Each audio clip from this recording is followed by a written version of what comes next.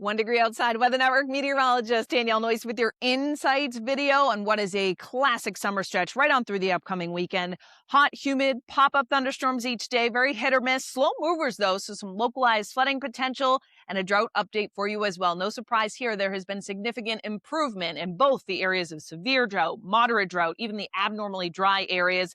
Couple spots still in severe drought, and that's either side of the Cape Cod Canal, and then portions of the Merrimack Valley extending into southeast New Hampshire, where it did expand just a little bit on the north side here from Raymond up through Deerfield and then over towards Dover and Durham, because you were a little more removed from some of the heaviest areas of rain over the last week. Nonetheless, a lot of heat across the country, 80s, 90s, over 100. So that does mean a lot of thunderstorms across the country. No widespread severe weather anticipated, but the green shading here shows general pop-up thunderstorms across a lot of the southern tier of the United States, central, eastern areas of the United States as well, with some isolated strong to severe storms possible in portions of the Midwest and just off to our south and west.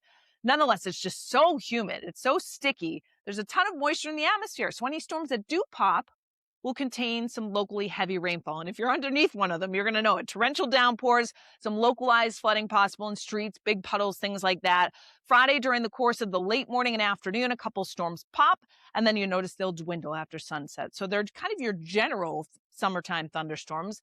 But even though there may not be widespread severe weather, if you're underneath one of them, you may get some brief gusty wind and obviously lightning. So outdoor plans the next several days. You want to keep an eye on the sky. Notice Saturday, I do think there'll be more widespread, scattered, strong to severe, some thunderstorms possible. It'll be isolated in terms of the severe threat. And then Sunday, a cold front comes in, but it kind of weakens over us. So there'll still be some storms around. I don't think it'll be as widespread as Saturday afternoon into early evening.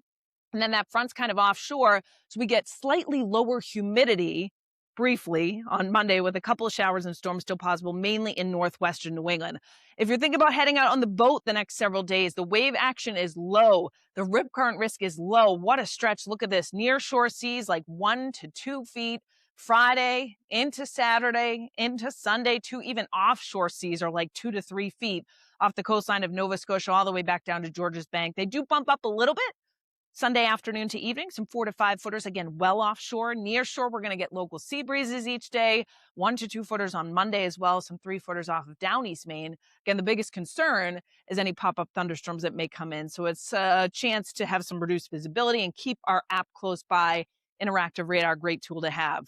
You're going to notice a theme here with the numbers. Either side of 90 degrees on Friday, west-southwest breeze, light enough, some sea breezes will kick in, but we may still hit 90 at the coast and then gradually cruise back through the 80s. That means with the humidity factored in, 95 to 100 is what it will feel like. Heat advisory is still in effect during the day on Friday. We've had hotter days so far this summer, but this is an extended stretch of heat and humidity. And if you have a tough time in it and you don't cool off much overnight, it can be a bit of a difficult stretch. 70s overnight Friday night.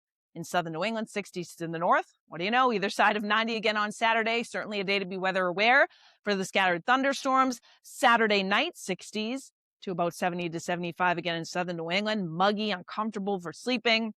Sunday, the AC's working on overdrive. Again, either side of about 90 degrees, central and southern New England, 80s to the north. And I do still think on Monday, some spots have a shot of hitting 90. That would be southern New Hampshire, Merrimack Valley.